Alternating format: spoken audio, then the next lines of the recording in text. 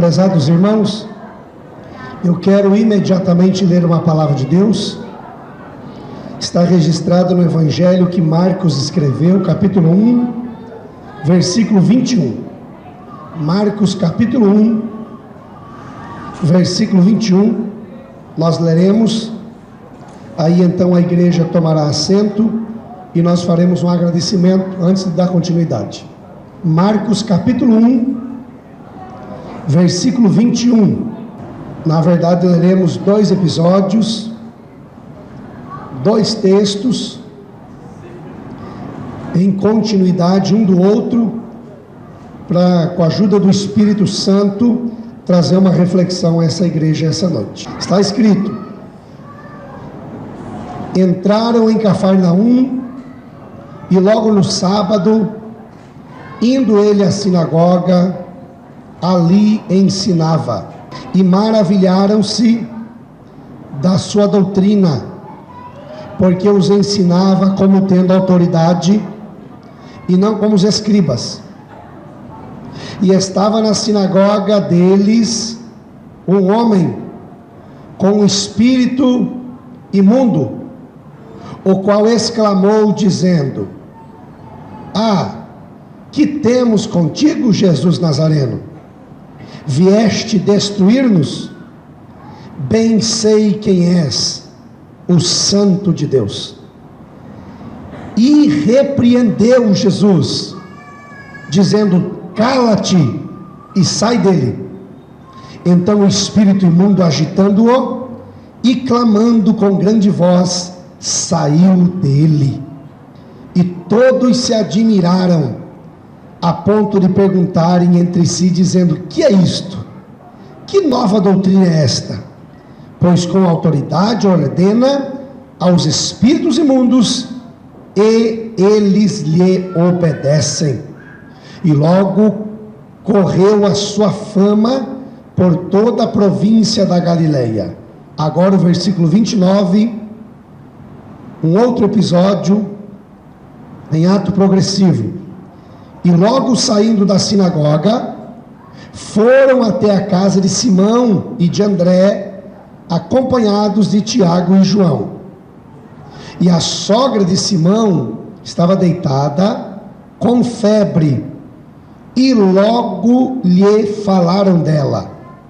Então chegou-se a ela, tomou-a pela mão e levantou-a, e a febre a deixou, e passou a servi-los. Amém? Amém? Até aqui pode tomar assento, Deus abençoe. Meus irmãos, constitui para mim mais uma vez motivo de gratidão a Deus e alegria por retornar nessa casa de oração, nesse santuário onde Deus é adorado em espírito e em verdade. Agradeço a Deus profundamente por já estar chegando a quase 7 para 8 anos, gozar de uma amizade, de uma aliança com o anjo dessa igreja, pastor Nilson Azevedo, e a sua família, que sempre com muita honra e hospitalidade nos recebe aqui na igreja. Temos vindo aqui já há alguns anos e já estamos familiarizados com essa igreja abençoada. Continue Deus abençoando o pastor Nilson, seu ministério, sua família, sua saúde, para que os projetos e planos que Deus tem gerado no coração dele possam ser materializados. Agradeço a Deus por estar mais uma vez convosco nessa oportunidade, na festividade das irmãs do Círculo de Oração. Deus abençoe todos vocês. Dá para você dar um sorriso para alguém do seu lado agora? Só cuida para não cair a dentadura, pelo amor de Deus, irmão. Diga para ele: Deus tem uma palavra para você. Quem crê que Deus tem uma palavra para você, levante a mão. Eu estou desde quinta-feira pregando lá em Bauru, São Paulo, quinta, sexta, sábado e domingo, na Igreja Batista Nacional em Bauru. Foram uma campanha de 4 dias, foram 37 almas que aceitaram Jesus como Salvador, foram 8 batizadas com o Espírito Santo e com fogo, e foram muitas curas que o Espírito de Deus proporcionou através da nossa instrumentalidade naquele lugar. E eu saí de lá ontem, era meia-noite, e eu dirigi 18 horas para chegar aqui. E no ar-condicionado, às vezes abria a janela do carro, e essa mistura de ar gelado com ar quente deu aí um reboliçozinho na minha garganta. Eu quero que o sonoplasta me ajude, dando um pouco mais de agudo para mim, principalmente aqui no retorno, para Deus dar graça para a gente, mas a gente vai dar uma descansada hoje, e as cordas vocais já vão relaxar, e amanhã eu estarei bem melhor aqui, irmão. A minha voz é bem mais bonita do que essa, viu, irmãos? Eu falei com a minha filha de 7 anos no telefone hoje, ela disse: nossa, pai, você está falando igual o Pato Donald. Aleluia. Mas Deus dá graça, é assim mesmo a correria da gente, em nome de Jesus. Os irmãos que gostam de curiosidades da Bíblia, alguns de nós somos mais curiosos, alguns de nós fazemos anotações, gostamos dos detalhes, viemos até armados para a igreja lá com a nossa caneta, um papelzinho, para anotar algumas coisas que o pregador fala. O texto que nós lemos está narrando mais dois, dos milagres de Jesus na cidade de Cafarnaum. Cafarnaum é a cidade que mais presenciou milagres operados pelo Senhor Jesus. De tantas cidades que tinham geograficamente em Israel, Jesus escolhe, segundo o que está escrito em Mateus capítulo 9, versículo 1, Jesus escolhe morar em Cafarnaum. Eu quero ler isso para os irmãos. Mateus capítulo 9, versículo de número 1, está escrito desta maneira: e entrando no barco, passou para a outra margem e chegou à sua cidade, e eis que lhe trouxeram um paralítico deitado numa cama. No versículo 1, o evangelista Mateus chama a cidade de Cafarnaum de a sua cidade, a cidade de Jesus. Jesus, ele escolhe esse lugar geograficamente abençoado para o evangelismo, e por essa razão Jesus cria praticamente o seu quartel-general na cidade de Cafarnaum, o seu ponto de partida para as outras cidades. A título de curiosidade, em Cafarnaum, Jesus curou o paralítico que alguém trouxe pelo telhado. Em Cafarnaum, segundo Mateus 8:5, Jesus curou o servo de um centurião. Em Cafarnaum, segundo Mateus 9:27, Jesus curou 2 cegos de uma só vez. Em Cafarnaum, segundo Mateus 9:32, Jesus curou um homem mudo e endemoniado. Era o demônio que deixava o homem mudo. Saindo o demônio, a fala dele veio perfeitamente para a glória de Deus. Foi em Cafarnaum que Jesus curou o filho de um oficial do rei Herodes, segundo João 4:46. Em Cafarnaum trabalhava um discípulo de Jesus chamado Mateus. Ele trabalhava na coletoria, coletor de impostos na cidade de Cafarnaum. Mateus 9:9. E em Cafarnaum Jesus dá para ele uma chamada. Foi muito pequena a palavra, mas foi com muita força: Mateus, segue-me. E ele deixa o ofício, o trabalho secular, e se transforma em um dos 12 apóstolos, dos discípulos do Senhor Jesus. A cidade de Cafarnaum também vivenciou várias vezes Jesus ensinando nas sinagogas. Irmãos, a palavra sinagoga significa reunião ou reunir. A sinagoga, de um jeito muito simplório para a gente entender, é algo como a congregação do templo sede. A minha Bíblia diz aqui, no rodapé da Bíblia de aplicação pessoal, que o templo de Jerusalém era demasiadamente longe de algumas cidades, de algumas aldeias. Judeus tinham dificuldade de regularmente estar adorando a Deus lá no templo sede, lá em Jerusalém. Então, a partir da época de Esdras, cerca do ano 450 antes do Senhor Jesus, bastava um grupo de 10 famílias judias para fundar uma sinagoga. Nesse local, durante a semana, de segunda a sexta-feira, as crianças estudavam, e no sábado é um dia sagrado para o judeu até os dias de hoje, onde em 3 horários eles aprendem a palavra de Deus. Jesus sempre estava sendo convidado pelo príncipe da sinagoga, pelo líder da sinagoga, como Jairo, por exemplo, para ministrar nas sinagogas de Cafarnaum. A Bíblia diz que haviam 450 a 500 sinagogas espalhadas em Israel, em atividade nos tempos do Senhor Jesus Cristo. É isso que ele está fazendo no versículo 21. Para quem ficou com a Bíblia aberta, entraram em Cafarnaum e logo no sábado, indo ele à sinagoga, ali ensinava. A sinagoga era um local para ensino no dia do sábado. Jesus está na sinagoga ensinando. Jesus tinha o ministério do ensino, Jesus tinha o ministério da pregação e Jesus tinha o ministério da cura divina e dos milagres. Sinagoga é lugar de ensino, sinagoga é lugar de aprendizado. Lá está o mestre, o doutor dos doutores, o Todo-Poderoso, ensinando a palavra de Deus naquela sinagoga. As pessoas ficaram maravilhadas, está escrito no versículo 22, da sua palavra,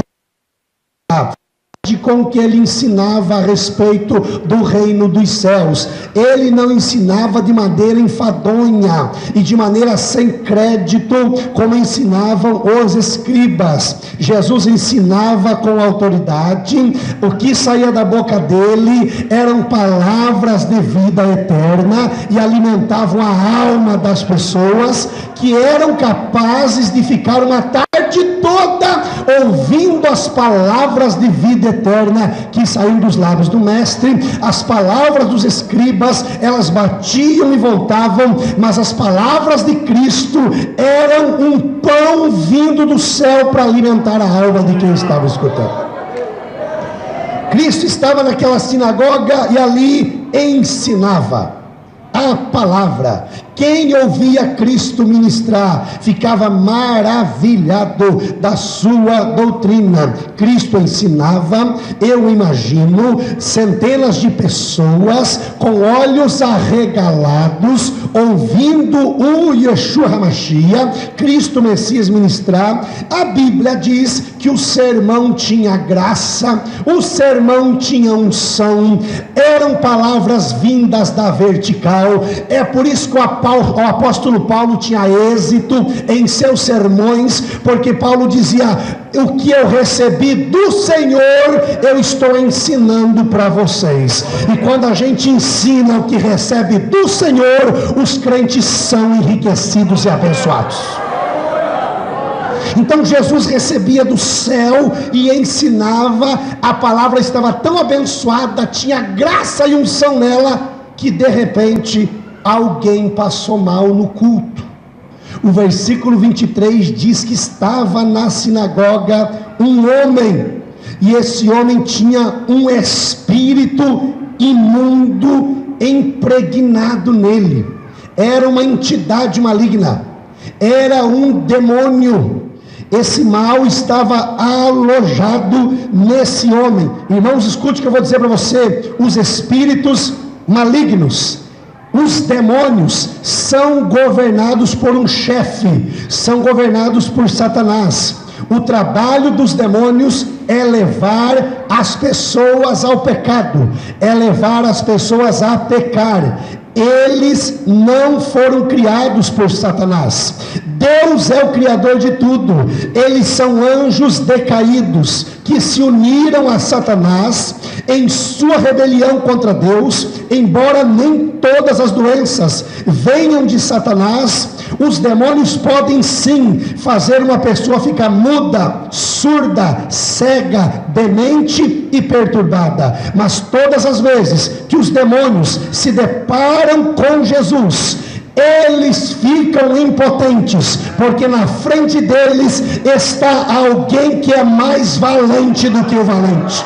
Na frente deles está alguém que pode socorrer o ser humano das armadilhas do diabo.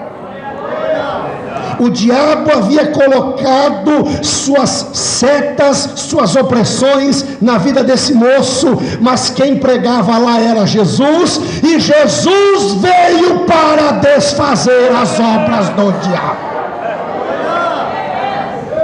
O moço, ao escutar as palavras, a graça, a unção, a Bíblia diz que ele fica atribulado.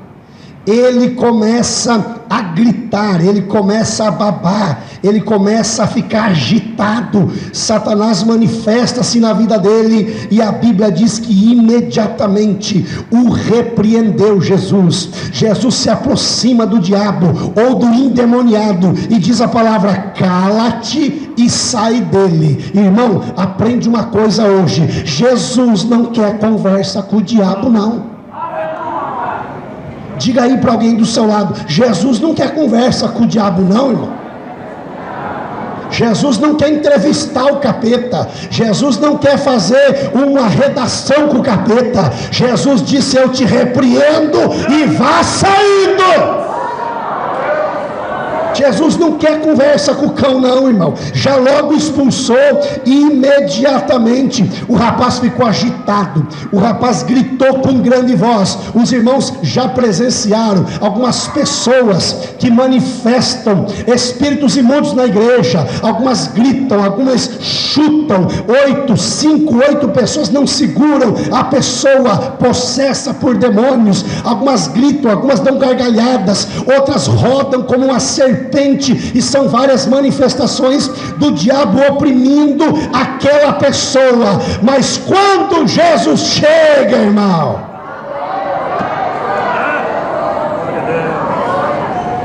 acaba a festa para os demônios. Houve uma libertação tremenda aqui. Jesus, com muita facilidade, expulsou aquele demônio. O menino ficou liberto. O menino ficou em sã consciência, em perfeito juízo, e todos ficaram admirados, e ficaram perguntando: o que é isso? Como isso é possível? Até os espíritos imundos obedecem esse homem.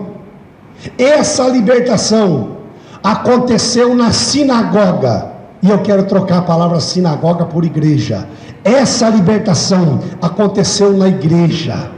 Essa libertação, esse milagre, essa pessoa que estava possessa foi liberta na igreja. Irmãos, eu vou profetizar: o mundo jaz no maligno. Nós estamos ouvindo e vendo coisas terríveis que nenhuma geração antes de nós viu, e eu acho que a coisa vai ficar pior. Mas eu vou liberar uma palavra: Jesus vai continuar promovendo libertações dentro das nossas igrejas.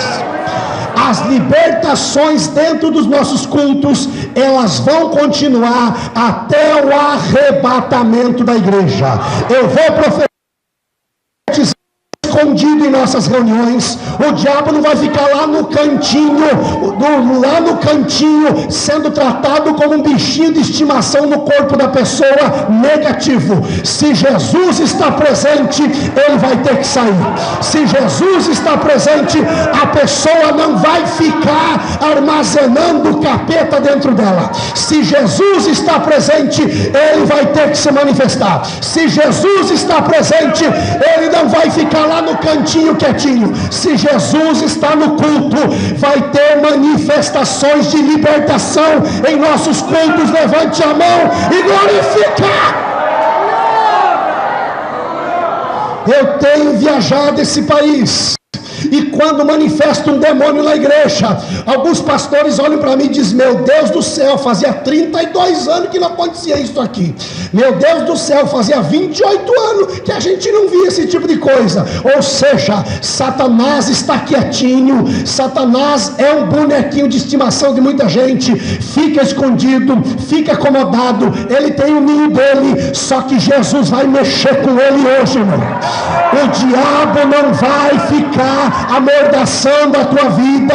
Jesus está na sinagoga e ele vai precisar da marcha ré no carro velho dele. Ele vai embora, porque tem que ter libertação na igreja.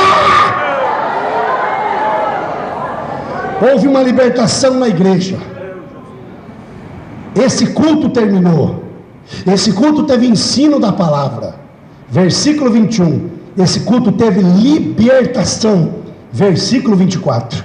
É o que eu profetizo para essa igreja. Aqui vai ter ensino e vai ter libertação. Vai ter ensino e vai ter libertação. Eu vou falar até você dar glória a Deus. Aqui vai ter ensino e vai ter libertação. Aqui vai ter ensino e vai ter libertação. Aqui vai ter ensino e vai ter libertação. Irmão, se tiver ensino da palavra, as libertações vão acompanhar o ensino da palavra.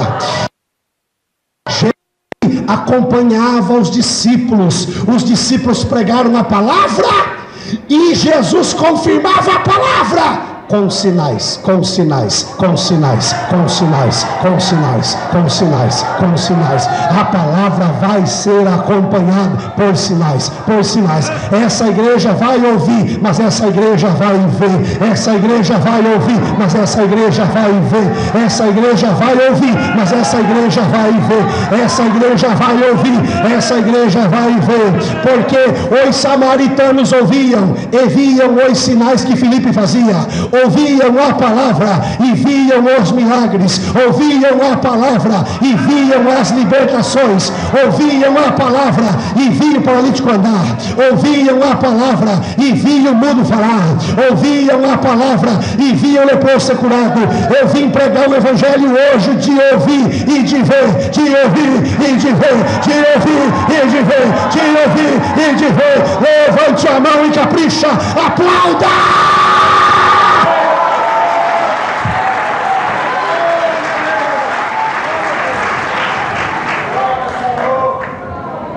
Jesus termina de fazer essa proeza na sinagoga, uma libertação na vida de um moço, e agora o culto termina na sinagoga, e o versículo 29 diz: e logo saindo da sinagoga, foram à casa, diga casa. Eles estavam onde mesmo? E agora foram para onde eles estavam? E foram para... Lá na casa do Pedro tinha alguém com febre. A palavra febre nesse texto, se você procurar o original no grego, a palavra febre aqui, irmão, ela tem o som no grego de malária. A sogra de Pedro possivelmente estava febria, porque a palavra febre no hebraico, numa junção do grego, significa kadashá. A palavra kadashá para febre alta é malária. A sogra do Pedro estava deitada, prostrada, acamada, febria. E quem está com febre sente frio, fraqueza, desânimo, alucinações, preguiça, indisposição e boca seca. Tudo isso estava impregnada na sogra de Pedro, que estava onde mesmo, hein? Onde ela estava mesmo, hein? E a Bíblia diz que Jesus foi naquela casa e operou também um milagre na vida da sogra de Pedro. A sogra de Pedro foi curada ou não foi? E quando eu li esses dois textos, é muito simples o que eu vou falar, mas Jesus, Ele quer ser o Senhor da igreja, mas Ele também quer ser o Senhor da casa.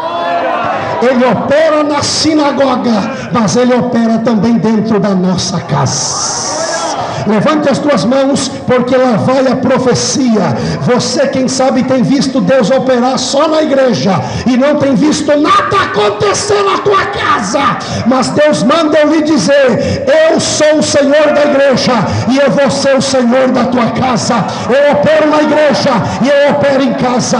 Eu liberto na igreja e eu curo dentro da tua casa. Quem pega? Quem pega? Quem pega? Quem pega? Quem pega? Quem pega? Faz algum barulho aí para glorificar o nome de Jesus. Aleluia, Jesus. Ele fez um milagre na sinagoga, um milagre de libertação, e agora promove uma cura dentro da casa de Simão. Ou seja, é o Senhor da igreja, mas é o Senhor da nossa casa. Na igreja uma libertação, em casa uma cura. Na igreja libertou um homem possesso, e em casa trouxe refrigério para a sogra de Pedro. Esse ano de 2019 você vai vivenciar milagres na igreja, milagres em casa. Milagres na igreja, milagres em casa. Milagres na igreja, milagres em casa. Eu quero que você levante esse dedo, aponte para alguém do seu lado e diga: milagres na igreja, milagres em casa. Milagres na igreja, milagres em casa. Milagres na igreja, milagres em casa. Milagres na igreja, milagres em casa. Vai ter milagre na igreja, só que vai ter milagre na tua casa.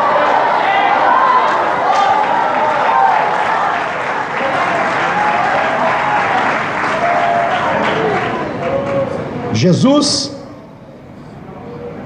ele está diante de um problema que para nós é uma coisa simples. Diga febre.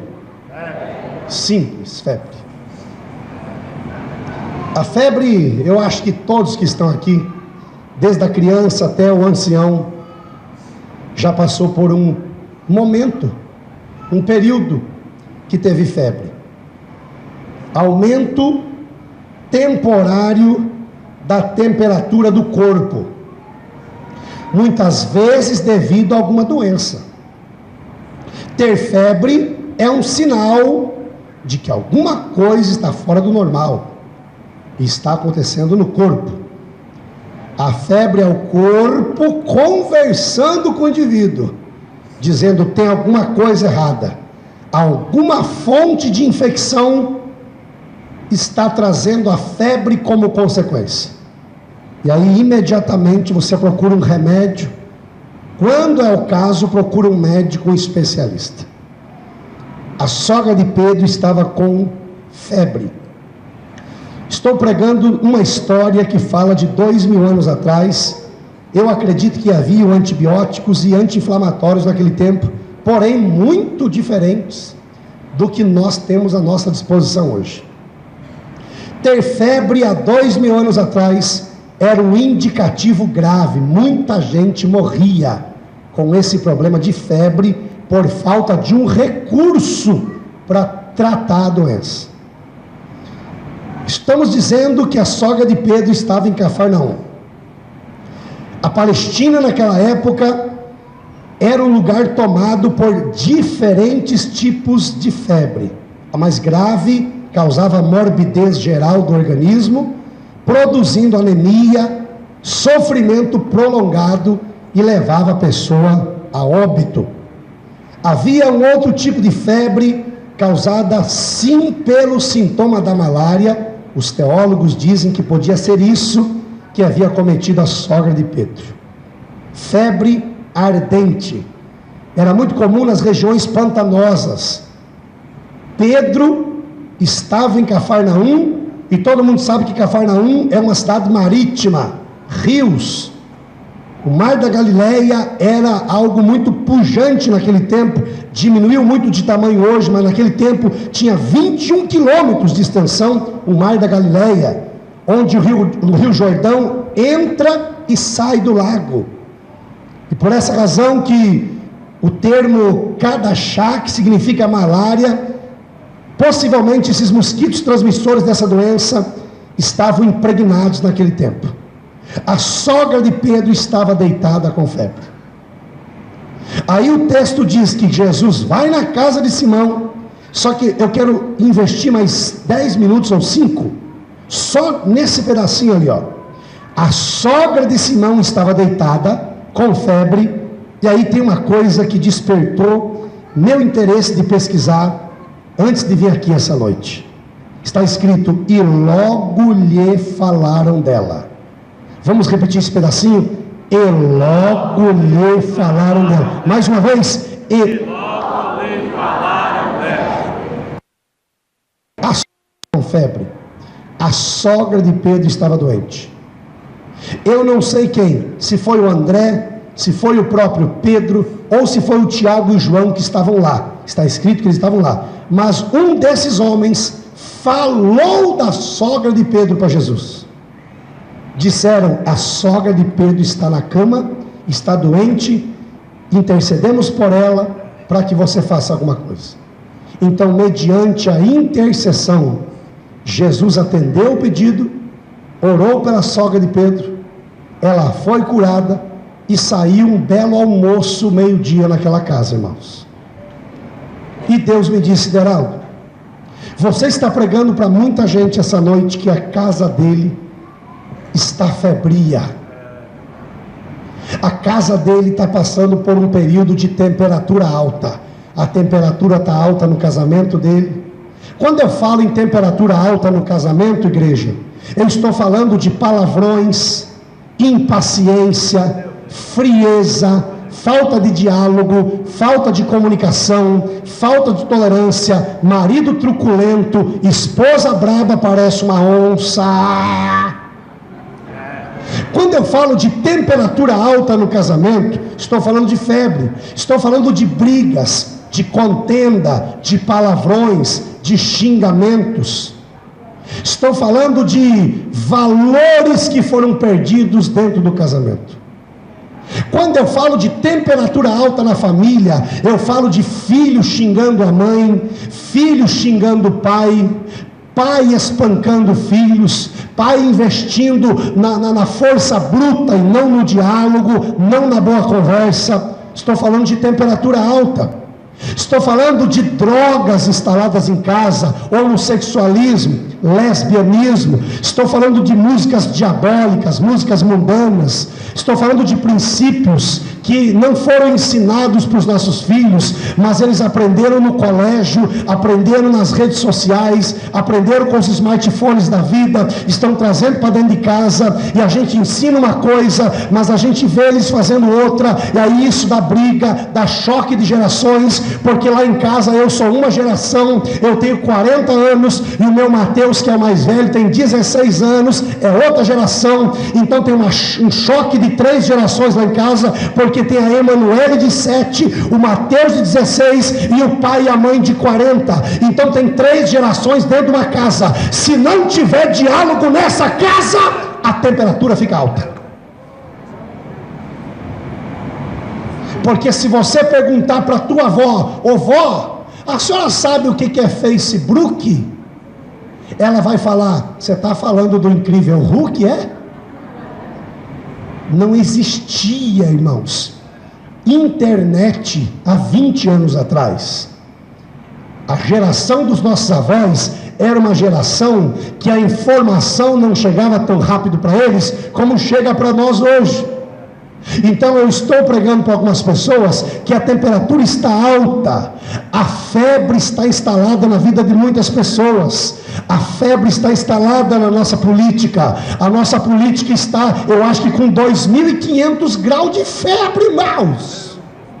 O termômetro já explodiu, irmãos.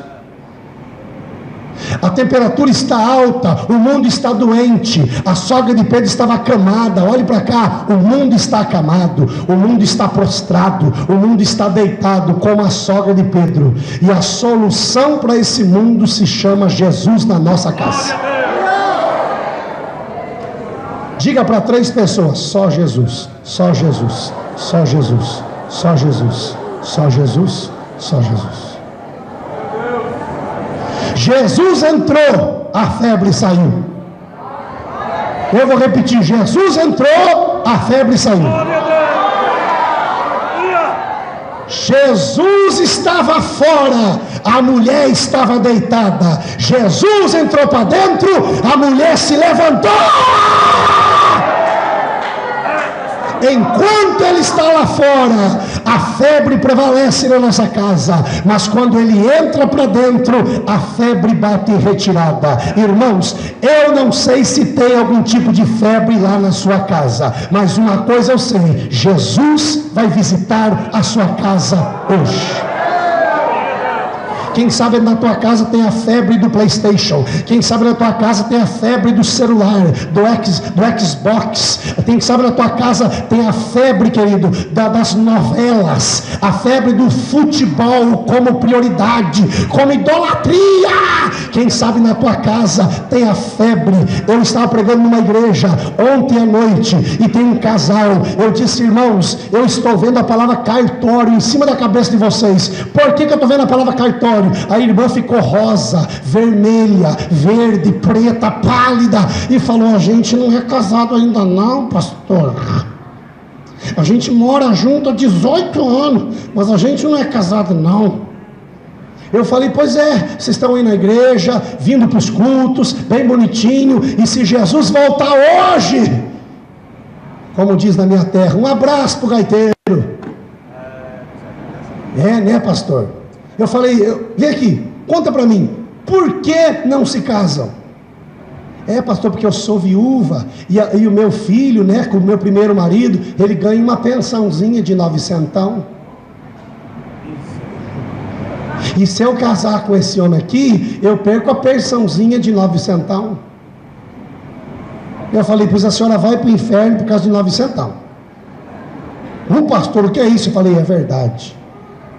Como é que pode uma pessoa ter uma mentalidade dessa, irmãos? Como é que pode uma pessoa perder a salvação por conta de uma mentalidade, de uma pensão? E eu aconselhei aquele casal, e eu vou voltar naquela mesma igreja em outubro, já ficou marcado outra campanha, e eu disse: eu quero ver vocês casados. Eu vou trazer um sapatão que tem um salto dessa grossura, e se vocês não casarem, eu vou quebrar esse salto na tua cabeça. Eu falei para aquele homem, ele deu risada. Então é mais ou menos assim que estão as nossas famílias.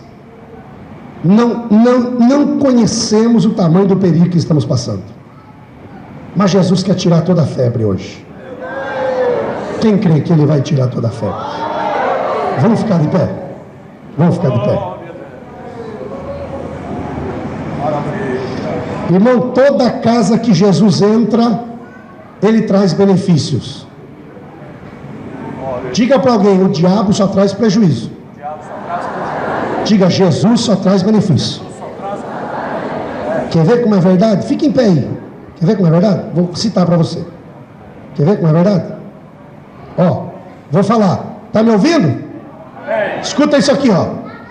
O diabo rouba, Jesus restitui. O diabo mata, Jesus dá vida. O diabo destrói, Jesus constrói. O diabo abate, Jesus levanta. O diabo cega, Jesus dá vista. O diabo desalenta, Jesus anima. O diabo arruína, Jesus restaura. O diabo estraga, Jesus conserta. O diabo contamina, Jesus santifica. O diabo engana, Jesus esclarece. O diabo entorta, Jesus endireita. O diabo perturba, Jesus conforta. O diabo desanima, Jesus anima. O diabo ilude, o diabo leva para o inferno, Jesus leva para o céu.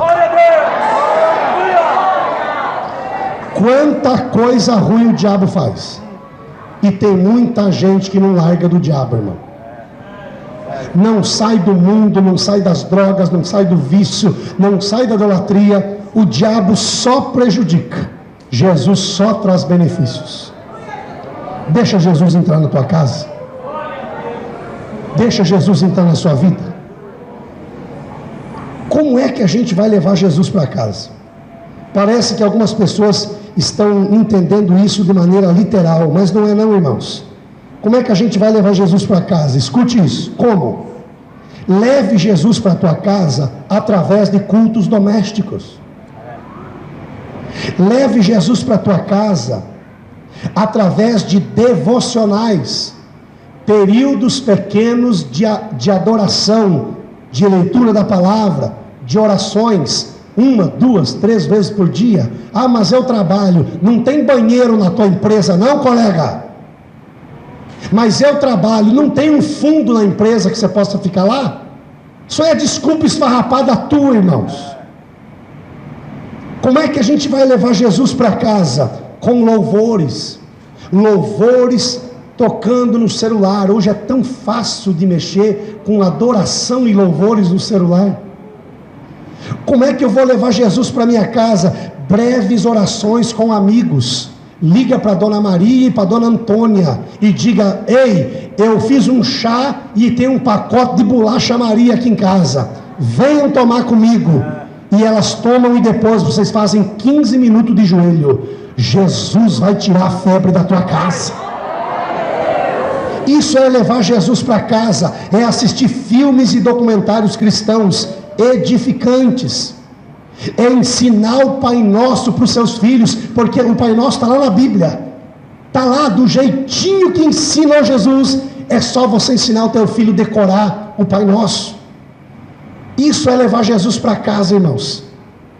O meu filho Mateus, ele valoriza a oração por uma coisa banal.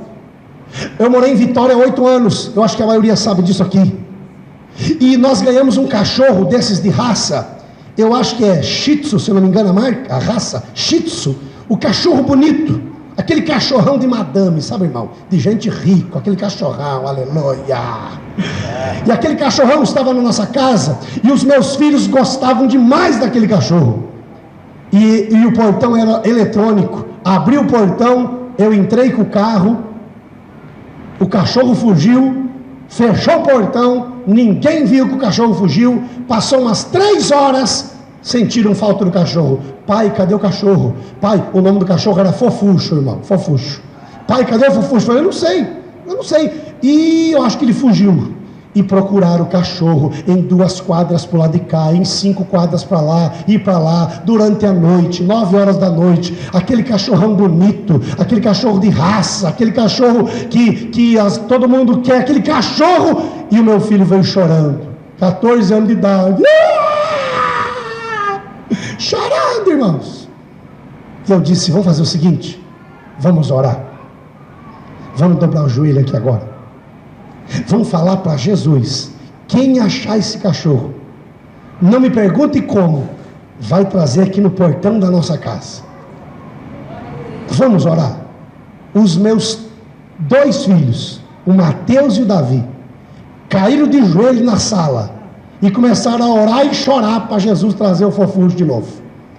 Irmão, não deu 40 minutos, era quase 11 horas da noite, apertaram a campainha lá de casa. Uma senhora estava fazendo caminhada na rua, encontrou o cachorro, pegou no colo. Um vizinho amigo nosso viu o cachorro, disse: esse cachorro é do pastor Deraldo Furquim, ele mora lá naquela casa. Pois é, eu vou entregar para ele então.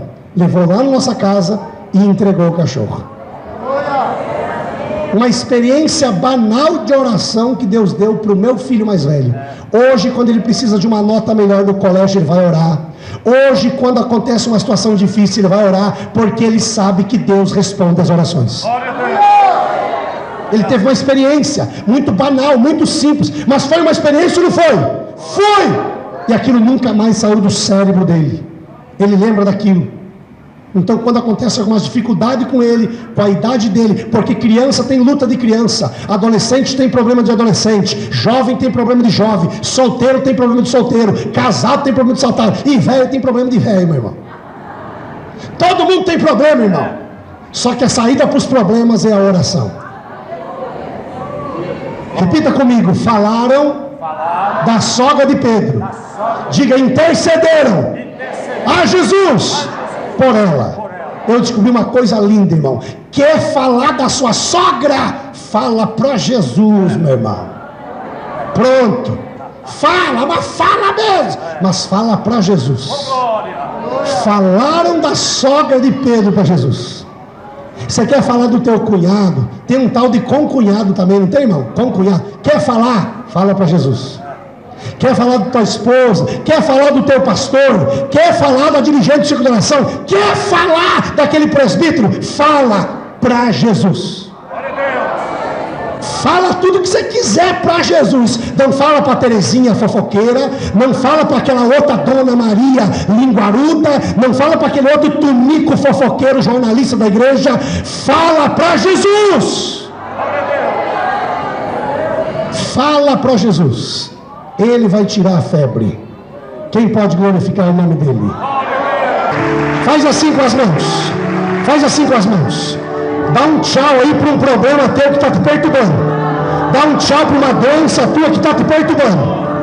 Dá um tchau para alguma tribulação tua que está te perturbando. Dá um tchau, irmãos. Glória a Jesus. Satanás, ele veio para matar, roubar e destruir, pastor Nilson. E o diabo quer deixar essa mãe sem a filha. Eu via uma seta do diabo no cérebro dessa criança.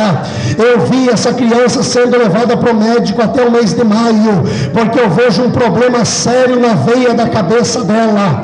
E Deus está dizendo: Beraldo, quando a mãe descobrisse a doença, já estaria em estado avançadíssimo, mas a minha mão está descendo agora para dar um livramento. A minha mão está descendo agora para dar um livramento. Eu preciso, pastor Elias, depressa, tem que abrir a Bíblia em Juízes capítulo 4.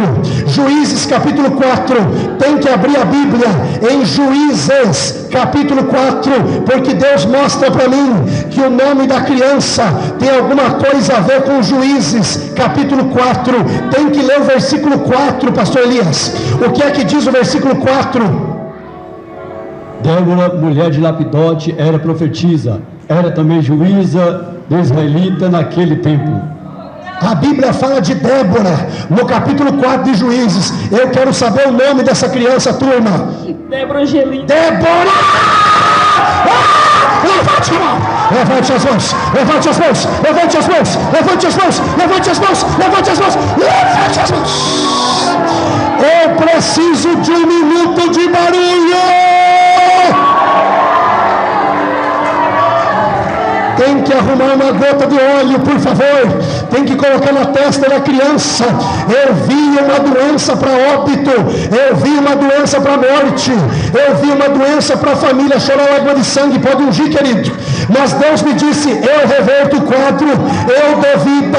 Eu dou livramento. Eu tiro os demônios. Eu curo as veias do cérebro dela. Segura essa mãe. Essa mãe vai ser cheia do Espírito Santo. Agora, agora, agora, agora. Agora, agora, agora, agora, agora, agora, agora, agora, onde está o povo barulhento?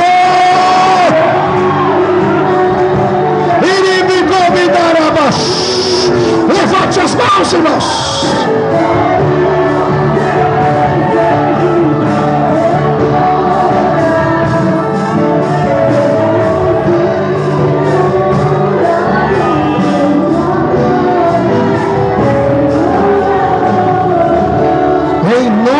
Jesus está protegida dessa seta do diabo para a glória de Deus. Amém. Aqui uma chave, uma carteira de trabalho sendo assinada e Deus dizendo: eu vou honrar ela financeiramente também. Recebe essa palavra em nome de Jesus.